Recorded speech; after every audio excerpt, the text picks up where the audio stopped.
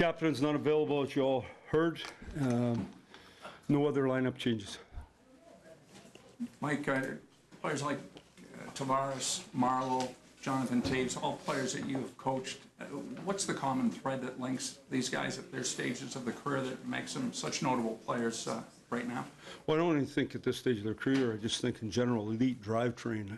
Jonathan Toews was the conscience of the Chicago Blackhawks for 3 Stanley Cup wins, and is still to this day. He sets the tone, work ethic. I mean, Kane's an absolute superstar, but Jonathan does everything right every single day, all the time, and is it a great example when it's going good, when it's going bad, when he's having an off year, when he's having a good year.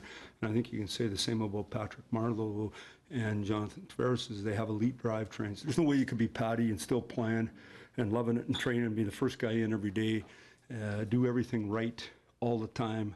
First guy on the bike, first guy in the tub, first guy doing, unless you absolutely loved it and had an elite passion for it. And I think it's an example to all of us. And they do things the coach can't, which is so important, as well as you can't be at the back of the plane or out for the meals, back of the bus, in that room all the time, and those guys do a great job of that. Did you put Keith in that kind of realm as well? Yeah, I mean, Keith, Keith's a great story. I mean, unbelievable player for so long. Best early takes in the National Hockey League. That's when you swing into a guy, can play the whole game going forward, never get tired. You try to hit him, all those good players, it's hard to. I think, like anything in your career, there's a stage of your career that everything is perfect as far as the mental side of your game and the physical side of your game. You can play a long time with just a mental side, though, and fight through a lot. But Father Time catches up to all of us. How does Kapanen's absence affect this lineup? Well, He's got great speed. He's got tremendous work ethic. He's a real good penalty killer. It affects you, but I think it's opportunity, too, for someone else. Like, he was playing with Matty. Now Willie's playing with Matty. Grab hold of it when you get the opportunity and do something with it. And I think it's the same for the guys that are in today that wouldn't be in. Is when you got Dermott and guards out, there's opportunity every day.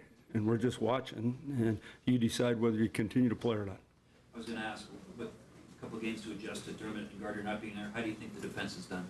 Well, I thought, our team had no energy last game, so I think if you take out last game, I think not bad at all. I mean, last game, the whole group, right through, we were no good. So, but if you go back to before that, I think we've been fine. But our forwards got to work. We got to really work, and we got to keep the other team off our D. That's the bottom line, and we understand that and know there's a way we got to play to be successful, and got to do it.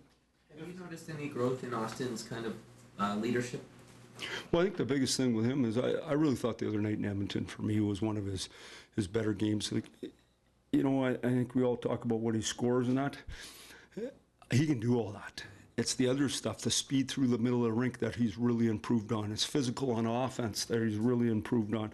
His ability to be available on defense and his ability to play against good players.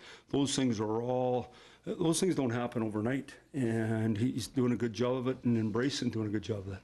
After all these years, will it be different for you to face the Blackhawks without Joel Quenneville? Well, obviously Q's a good friend of mine, and I hope he's enjoying his time. And the pictures I get, he is. That's good, and he should be. That's not how I look at it. We're playing Chicago, and it's the way it is. It's an important game for them tonight. It's an important game for our team. We need a good bounce-back game. Should be fun. I like their uniforms. Mike, that Rosen is hurt at this time when he was so close to being ready. Yep, we talked lots about that, but that's life, right? And so what you do is you get to evaluate the depth in your organization. Rosen's a guy, obviously, that we would have liked to really given an opportunity for. We thought he might be ready this year at training camp. Yeah, what we decided, though, that we haven't hurt any of our players by sending them back. So actually, they've gotten better and been better when they arrived. And especially a guy like Rosen. Rosen's one of these guys who should generate offense. And those guys sometimes take a little more time just because of the defensive side. But we're hopeful that I've checked on him a fair bit here of late. But that doesn't make you get better any faster. In your Evaluation of Hall, seeing him a little bit more since the injuries. I mean, do you see enough from him? You could see him getting worked in more over the next few weeks? Well, what we try to do every day is we just look at our lineup each and every day. We did it again this morning. And I mean, there was lots of volunteers after last game to come out, right? So we looked at it and we just, we try to put the right guys in to win that night. We try not to be too long-term. That's for our management team. And we discuss that part too. We try to just be short-term. What's the best answer to win tonight? That's what we do. Mike, this is probably a summer thing, but because you don't see Taze and Keith very often, and you get to see Weber a little more often and Crosby, but all the guys that were part of those two Olympics, Yeah. you know, those are moments you'll never forget. But how do you manage those relationships? Is it just a head nod tonight, or you ignore all that till the off season? Or? Yeah, like, I mean, when you see them, you see them. When you need something, you text them. When you need a stick, you text them. They say, I got this. When you see them, I mean, there's respect there forever. You did something together, and if you include the World Cup, that's just incredible. And so those guys, I mean, they're elite players, and you've been going against them for a long time. And you've enjoyed those battles, and not only have they been really good players, they've been great people and great ambassadors for the game.